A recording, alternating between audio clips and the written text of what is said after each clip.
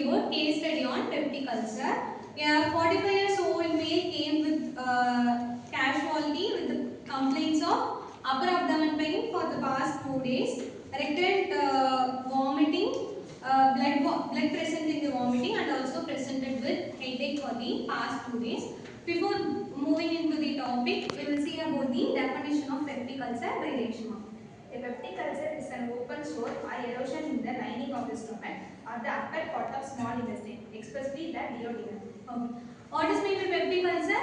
Peptic ulcer is the erosion of the lining in the stomach or duodenum. Stomach is the major part of the digestive system, as well as duodenum is the first part of the small intestine. Okay.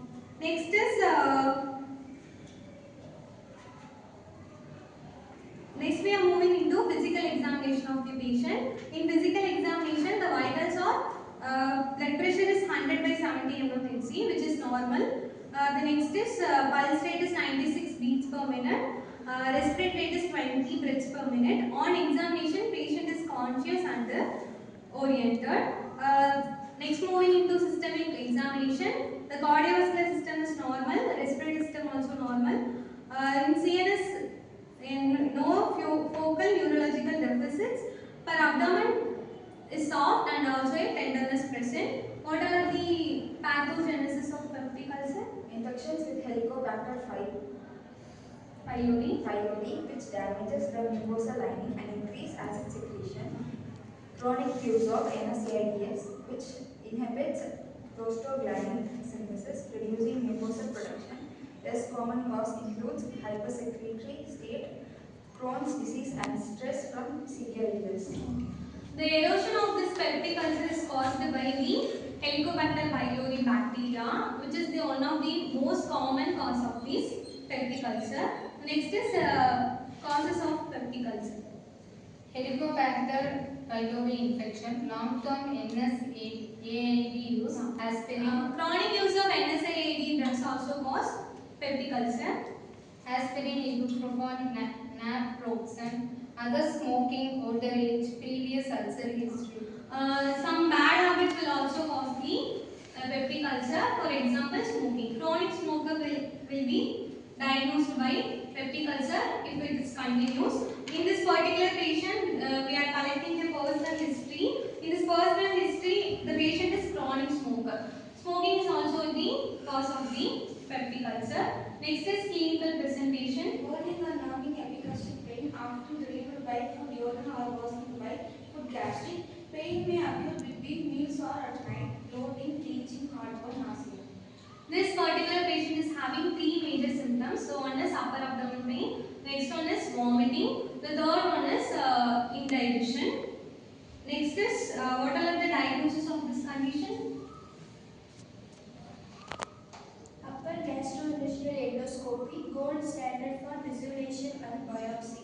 Testing for H. pylori, urea, blood test tools, antigen, serology and biopsy, barium bin, X-ray. The major diagnostic measure for this particular peptic ulcer is upper GI endoscopy. Upper GI endoscopy means to visualize the gastrointestinal tract. In this upper GI endoscopy, we will visualize the patient stomach, duodenum and GI tract. The next is additional complete blood count for anemia. Patient is having blood in vomiting, which is called as hematemesis. In this particular complete blood count test, we will monitor the anemia level. Fecal occult blood test for bleeding. Fecal occult blood test for blood in stool. Next, we are moving into treatment. Medical management is we are providing the patient proton pump inhibitors. The major 4 drugs are omeprazole, lansoprazole, labriprazole, pantoprazole, esomeprazole. The next is histamine 2 receptor antagonist, cimetidine, famotidine, nizatidine and ranitidine. Next we are moving into surgical management for this peptic ulcer. The first one is perforation repair. Perforation means a hole in the intestine. We are closing that particular opening by Omental patch or Graham patch. Next one is bleeding ulcer. By treating the bleeding ulcer, we will do about overswing of bleeding vessel.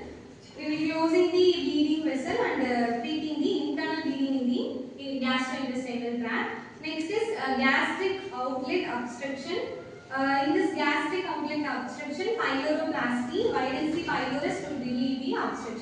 By widening the pylorus, the obstruction will be removed. Next is gastrojejunostomy.